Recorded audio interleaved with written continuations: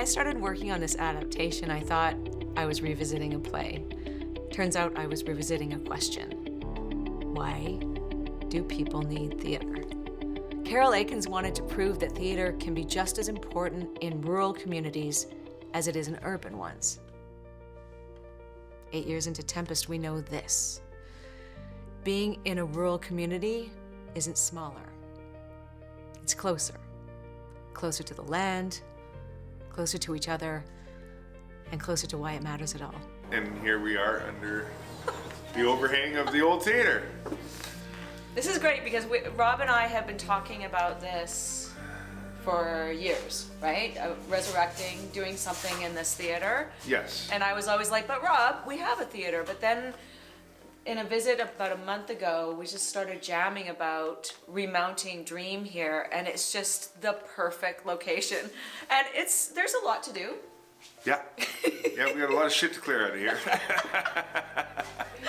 Well, Naramata, since its sort of settlement, which we regard as kind of 1907, 1908, always had a bit of a performance edge. I mean, an opera house went up very early on in 1908, April of 1908. It was basically nothing fancy. It was the second floor above the general store. In this adaptation of A Midsummer Night's Dream, the story is told by the Mechanicals. Now, these are the people who make things, who fix things, who figure shit out.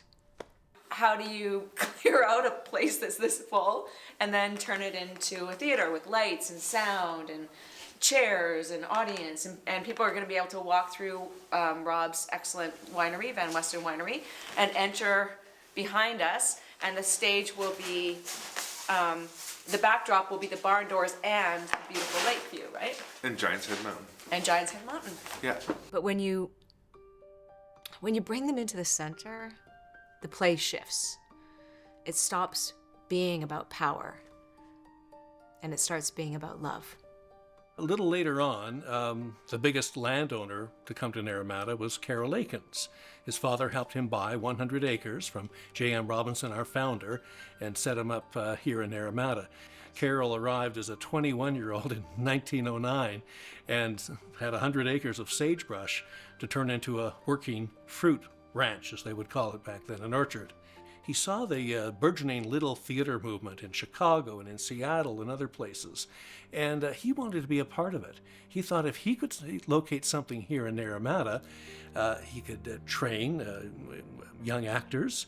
He could allow playwrights to present their plays and, almost workshop them in a setting here. He had the dedication ceremony. The Prime Minister came out in November 3rd, 1920, to cut the ribbon and dedicate this theater. It sort of proved itself as being a great training ground, a laboratory for the dramatic arts, if you will. We're staging Dream inside what remains of the Naramata Home Theatre. Now, Rob is now calling the Village Theatre. The man has a thing with V's, as we know.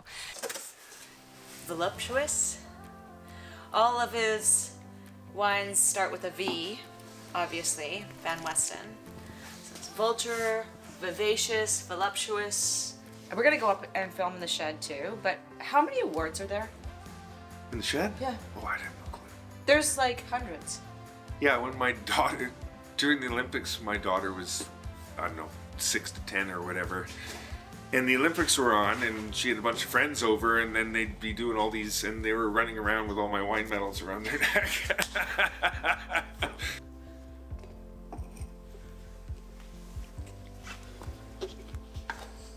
So this is the Vion Rosé. The Vion with Rosé. the apostrophe on the E on the end. With the apostrophe on the E on the end. This building is 106 years old. Wow. These beams here, or these bolts, are 106 years old, and we're gonna see what we can do to. I'm pretty excited about this little adventure that we got going on. Yeah, you're actually taking something out of history and putting it into present day, right? And that's always an exciting prospect. Yeah, there's a bit of a verve going on. There's a verb and a vibe. Yeah. We're gonna turn this into a vibe. Exactly. It's a Van Westen vibe. Hey, that's a V. That's a V word. It's a V word. That's your next name of your wine. Yeah. This will be an unforgettable experience that people will want to be here for and talk about after. So, the answer to the question is the same. Put people in a space together and let something magical happen. And for a moment, they're not separate from each other anymore. And if we do this right, this won't just happen once. We're thinking about what we might stage for next year.